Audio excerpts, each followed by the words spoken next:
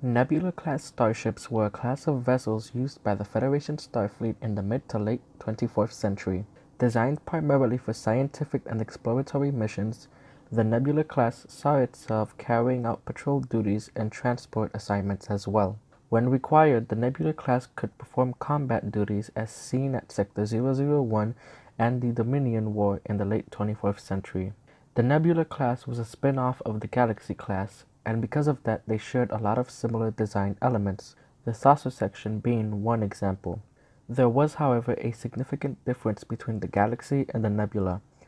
With a length of only 442 meters, the Nebula came in 200 meters short of a Galaxy class. The Nebula crew complement was also smaller, around 750 personnel, compared to the typical 1,000 on the larger Galaxy.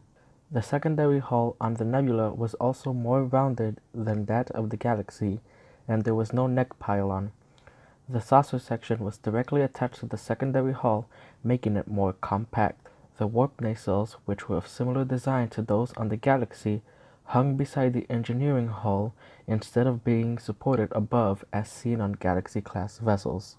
The most visible and significant difference between both classes was the module that Nebula-class vessels carried on the top of their saucer section.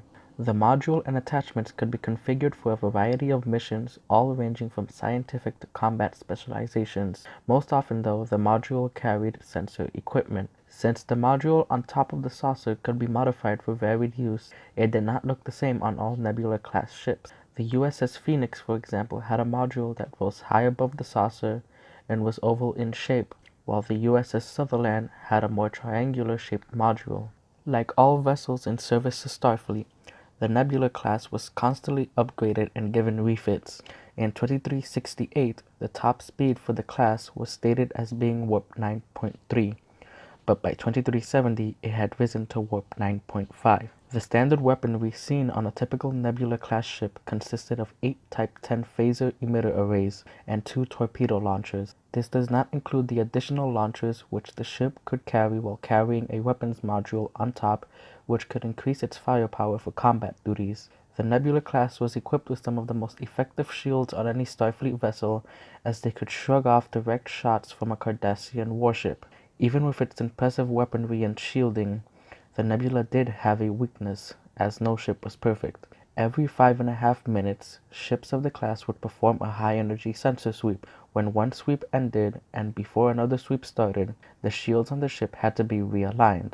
As a result, this left the ship unprotected for a 50th of a second.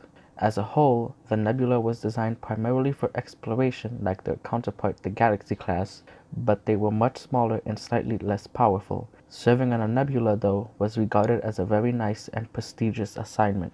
These ships would perform scientific missions like the USS Lexington, which was assigned to a several long-year deep space mission charting unexplored planets, or the USS Prometheus in 2370, which was assigned to Gideon Sciatic to discover if protomatter could be used to revive a dead star.